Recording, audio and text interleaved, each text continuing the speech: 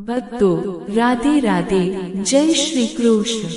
ઘણીવાર આપણે ખૂબ મહેનત કરીએ છીએ, રાત દિવસ એક કરીને પૈસા કમાઈએ છીએ, છતાં ઘરમાં બરકત રહેતી નથી। પૈસા આવે છે પણ બીમારી કે ખોટા ખર્ચમાં વહી જાય છે। વાસ્તુશાસ્ત્ર મુજબ આપણા ઘરમાં રાખેલી વસ્તુઓ આપણી ઉર્જા પર મોટી અસર કરે છે।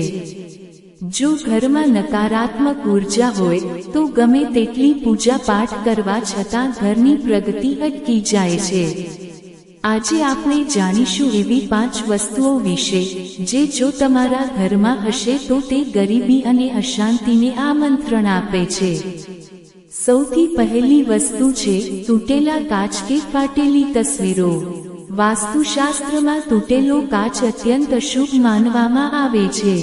પછી તે બારીનો કાચ હોય, અરીસો હોય કે ઘડિયાળનો કાચ। તૂટેલો કાચ ઘરમાં નકારાત્મક ઉર્જા ફેલાવે છે અને માનસિક તણાવ વધારે છે। જો તમારા ઘરમાં ભગવાનની કોઈ ફાટેલી તસવીર કે તૂટેલી મૂર્તિ હોય તો તેને તરત જ પવિત્ર નદીમાં પધરાવી દેવી જોઈએ, કારણ કે તેનાથી વાસ્તુ દોષ ઉત્પન્ન થાય છે અને ભાગ્ય સાથ આપતું નથી। બીજી વસ્તુ છે બંધ પડેલી ઘડિયાળ। ઘડિયાળ એ સમય અને પ્રગતિનું પ્રતીક છે। જો તમારા ઘરની કોઈ ઘડિયાળ બંધ પડી હોય તો તેનો અર્થ એ છે કે તમારો સારો સમય પણ અટકી ગયો છે। બંધ ઘડિયાળ ઘરમાં નકારાત્મકતા લાવે છે અને ઘરના સભ્યોની ઉન્નતિમાં અવરોધ પેદા કરે છે। હંમેશા યાદ રાખો કે ઘડિયાળ ચાલુ હોવી જોઈએ અને તે ક્યારેય પાછળ ન હોવી જોઈએ। સમય કરતાં 2 મિનિટ આગળ હશે તો ચાલશે પણ પાછળ નહીં। ત્રીજી વસ્તુ છે કાંટાવાળા છોડ। ઘણા લોકો શોખ માટે ઘરમાં કેક્ટસ કે કાંટાવાળા છોડ રાખે છે, પણ વાસ્તુ મુજબ આ બહુ મોટી ભૂલ છે। કાંટાવાળા છોડ ઘરમાં નકારાત્મક ઉર્જા ઉત્પન્ન કરે છે અને તેનાથી પરિવારના સભ્યો વચ્ચે કડવાશ અને ઝઘડા વધે છે। ગુલાબનો છોડ અપવાદ છે, પણ તે સિવાયના કાંટાવાળા છોડ ઘરના આંગણામાં કે અંદર ન રાખવા જોઈએ। તેને બદલે મની પ્લાન્ટ કે તુલસીનો છોડ રાખવો શ્રેષ્ઠ છે। ચોથી વસ્તુ છે ઘરનો ભંગાર અને કચરો।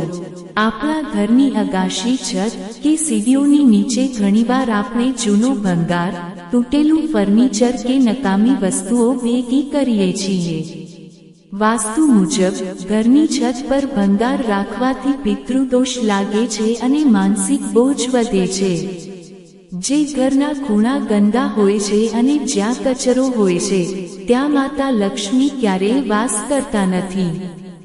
ઘરને હંમેશા સાફ સુથરું અને હવાદાર રાખવું જોઈએ। પાંચમી વસ્તુ છે ચંપલ બૂટનું સ્ટેન્ડ ખોટી જગ્યાએ હોવું। ક્યારેય પણ ઘરના મુખ્ય દ્વારની એકદમ સામે કે ઈશાન ખૂણામાં ચંપલ ન રાખવા જોઈએ। મુખ્ય દ્વાર એ લક્ષ્મીજીના પ્રવેશનો માર્ગ છે। જો ત્યાં ગંદકી કે ચંપલ હશે તો ઘરમાં નકારાત્મકતા આવશે। ચંપલ હંમેશા પશ્ચિમ કે દક્ષિણ દિશામાં વ્યવસ્થિત રાખવા જોઈએ અને ક્યારેય પણ ઊંધા ચંપલ ન પડેલા હોવા જોઈએ, કારણ કે તે દુર્ભાગ્ય લાવે છે। ભક્તો, આ નાની નાની વાતો જીવનમાં બહુ મોટો ફેરફાર લાવી શકે છે। વાસ્તુ એ માત્ર વિજ્ઞાન નથી, પણ પ્રકૃતિ સાથે તાલમેલ સાધવાનો રસ્તો છે। જો તમે આ 5 વસ્તુઓને ઘરમાંથી દૂર કરશો અને ઘરને પવિત્ર રાખશો તો તમે પોતે અનુભવશો કે તમારા ઘરમાં સુખ અને ધનનું આગમન શરૂ થઈ ગયું છે। સાચા દિલથી કરેલી મહેનત અને વાસ્તુના નિયમોનું પાલન તમને સફળતાના શિખરે પહોંચાડી શકે છે। શું તમારા ઘરમાં આમાંથી કોઈ વસ્તુ છે? શું તમે વાસ્તુશાસ્ત્રમાં માનો છો? કોમેન્ટમાં તમારા વિચારો જરૂર લખજો। આ માહિતીને તમારા મિત્રો અને સગા સંબંધીઓ સાથે શેર કરજો જેથી તેઓ પણ પોતાના ઘરને દોષમુક્ત કરી શકે। કોમેન્ટમાં પૂરી શ્રદ્ધા સાથે જય મહાલક્ષ્મી જરૂર લખજો। ચેનલને સબસ્ક્રાઇબ કરવાનું ભૂલતા નહીં, જેથી આપણે આધ્યાત્મિકતા અને વાસ્તુના આવા જ અનમોલ રહસ્યો જાણતા રહીએ।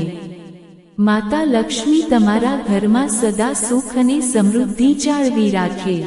રાધે રાધે. જય શ્રી કૃષ્ણ.